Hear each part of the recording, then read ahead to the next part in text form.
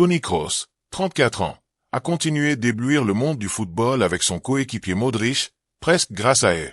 De petits hommes qui jouent au football comme il se doit, avec calme, répétition, efficacité et sobriété. La Maison-Blanche décide de faire venir en 2014 un jeune Allemand de 24 ans, Toni Kroos, tout droit venu du Bayern Munich. À l'instar de Luka Modric arrivé en 2012, il s'imposera immédiatement comme l'un des piliers de l'équipe madrilène, sans forcer le jeu, sans le perturber, sans presque rien changer grâce à leur équilibre au milieu de terrain.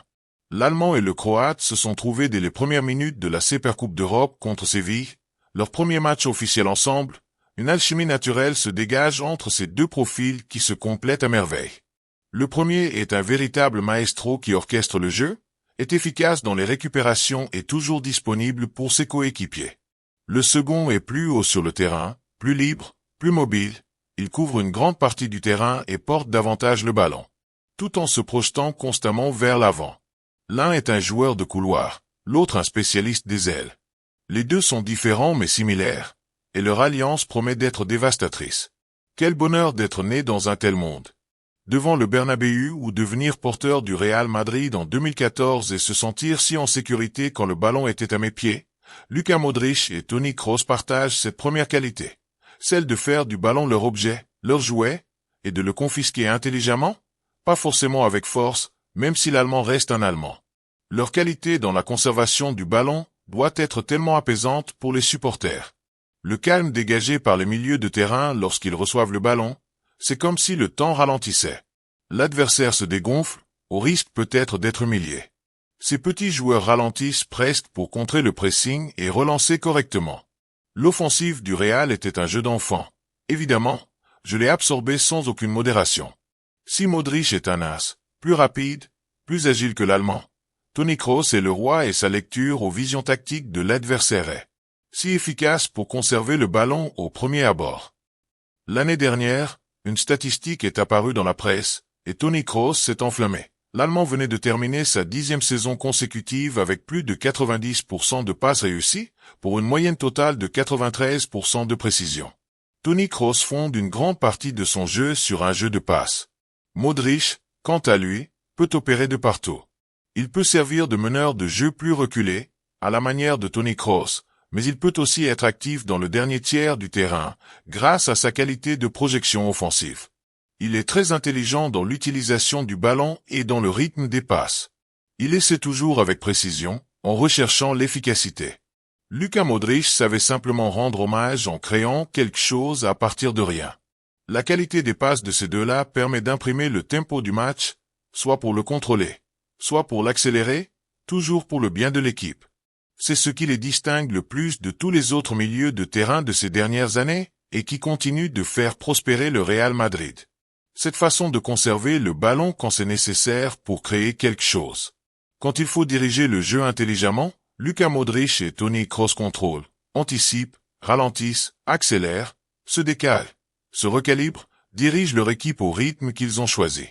Cette capacité à prendre le temps de changer la direction du jeu, inversement, à ne pas avoir le temps du tout et à être forcé de faire une passe en une touche.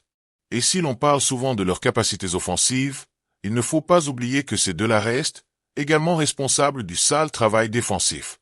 Ce que nous pouvons quantifier, la récupération agressive du ballon, nécessairement, tout ce qui est lié au mouvement tactique dans ce petit jeu. L'Allemand et le Croate interviennent dans des proportions légèrement différentes, mais leur rôle principal est de compenser lorsque leurs coéquipiers commencent à occuper l'espace. Ce sont notamment les latéraux qui occupent les espaces.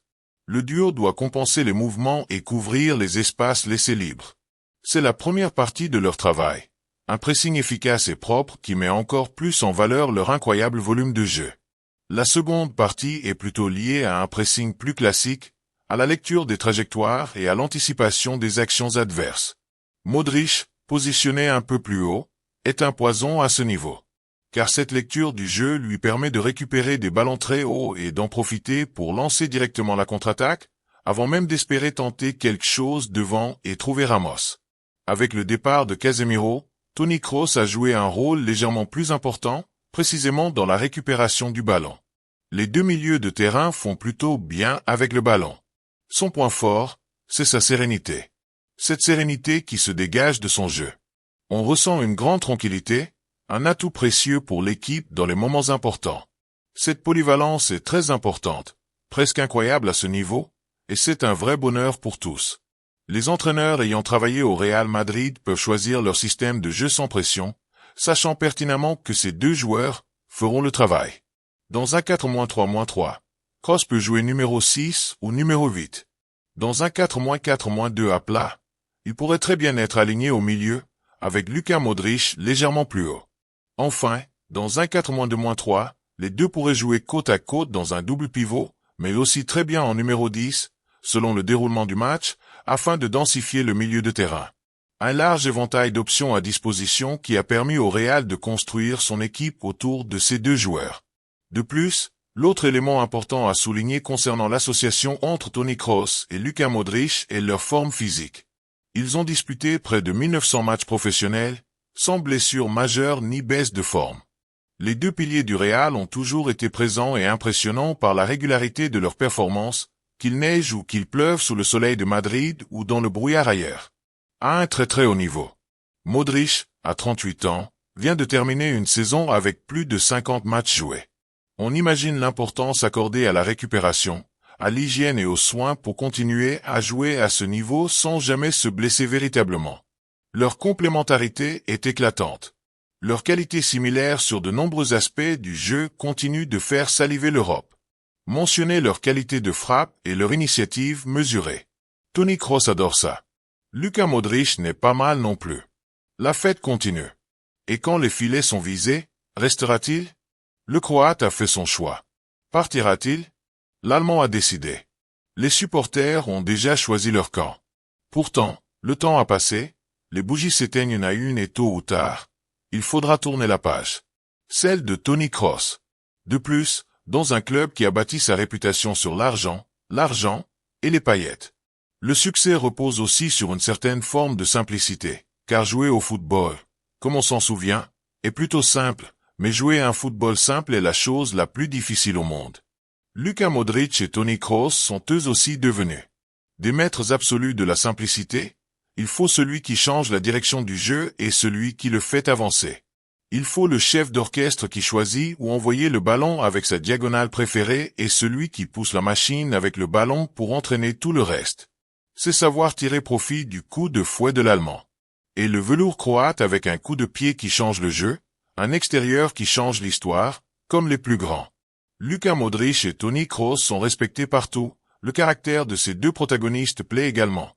Loin de Bernabéu, dans des statistiques qui sont déjà en hausse pour leur rendre hommage.